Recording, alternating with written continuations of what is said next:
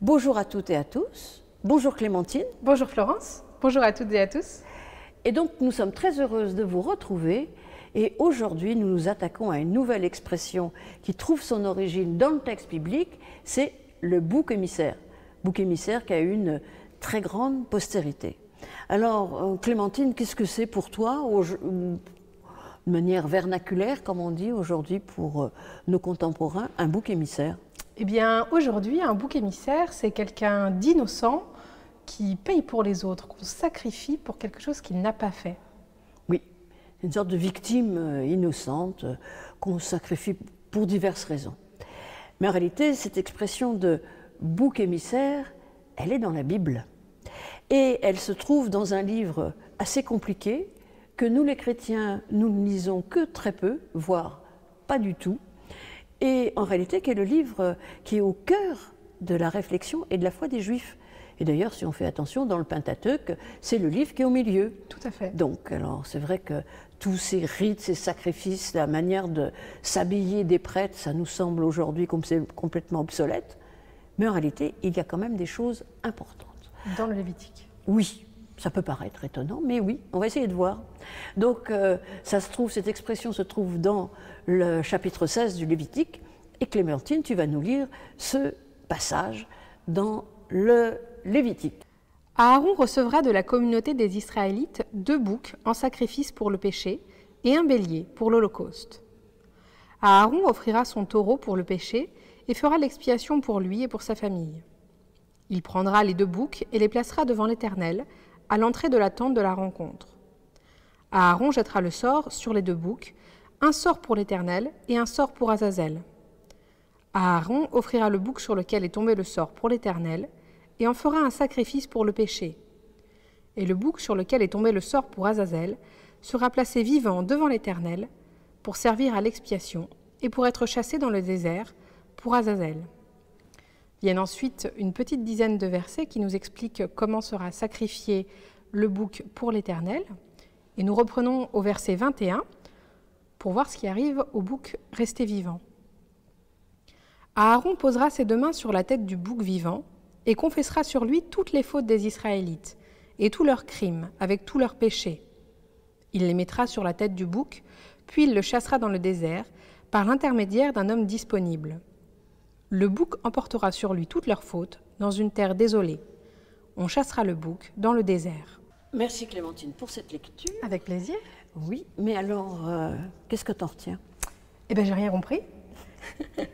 D'abord, la question que je me pose, puisqu'on parle de bouc émissaire, c'est lequel de ces 2 boucs est le bouc émissaire?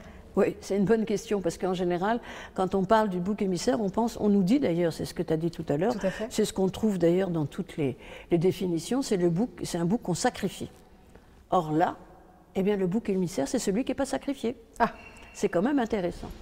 Donc en fait, c'est vrai que c'est un texte compliqué, puis tu n'as pas lu, mais en fait, il y a toute la manière dont Aaron doit sacrifier d'abord le taureau pour expier les péchés de sa propre famille, puis ensuite le premier bélier, et là on est avec un 2e bouc, et que va-t-il se passer? C'est intéressant. Ce qui est intéressant aussi, c'est que ça intervient dans le livre du Lévitique au moment où on parle de la fête de Yom Kippour. Et aujourd'hui encore, dans le judaïsme, cette fête est la fête certainement la plus importante du judaïsme et qui intervient quand même après 10 jours de repentance. Donc il y a ce mouvement que je trouve tout à fait intéressant, qui est la repentance puis le pardon. Et je pense qu'il y a cette tension aussi dans le christianisme et qu'on retrouve dans notre liturgie, puisqu'en fait, eh bien, il y a toujours la repentance et le pardon, cette tension qui fait que l'homme est pécheur et il est pardonné. Alors presque, finalement, c'est pas forcément évident, mais quelque part dans le Lévitique, eh bien, on découvre la grâce. Ça peut paraître étonnant. La grâce du bouc?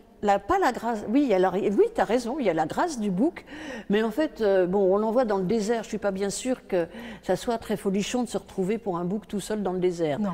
Donc, mais en tout cas, il y a quelque chose de l'ordre du péché qu'on peut enlever et du péché qu'on peut remettre. Parce que finalement, ces sacrifices n'existent plus aujourd'hui, dans le judaïsme non plus, et donc ça nous invite de temps en temps à faire ce travail d'introspection de repentance. Et c'est ce que fait Aaron, je sais, puisque sur le bouc qui va être chassé dans le désert, il pose les mains et il dit toutes les fautes d'Israël. Il fait une sorte de confession des péchés de toutes les fautes d'Israël. Et rappelons-nous que dans le désert, quand même, ils en ont fait pas mal. Donc, c'est bon, voilà. Donc, c'est quand même important.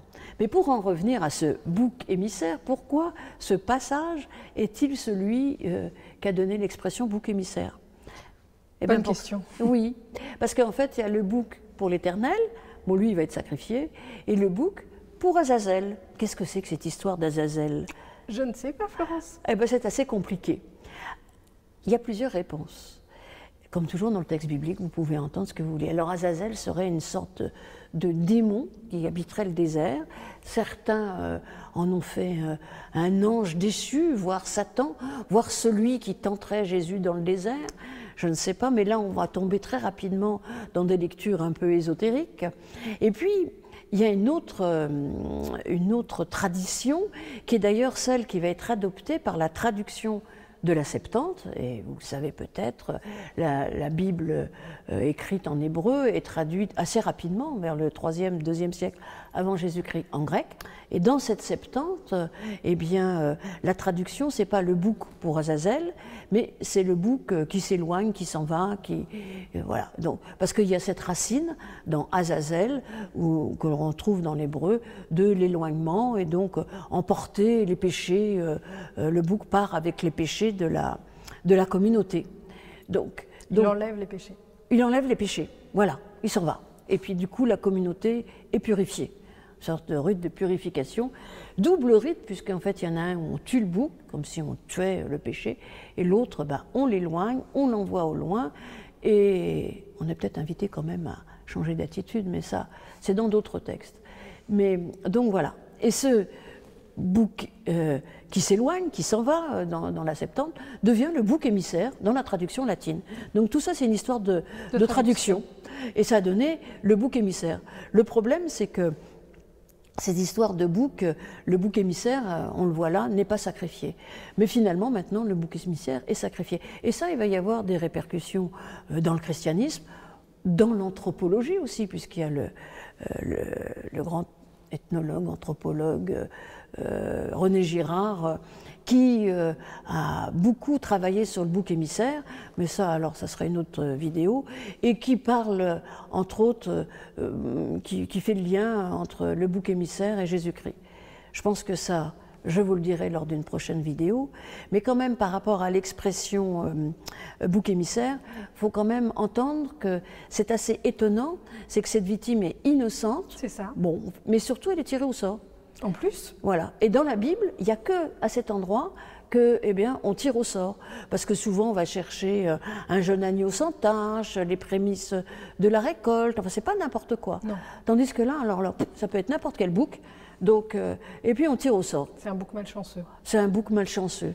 Bon, c'est pas très sympathique pour le bouc, mais en tout cas, il permet à la communauté quand même, eh bien, de se dédouaner de ses fautes.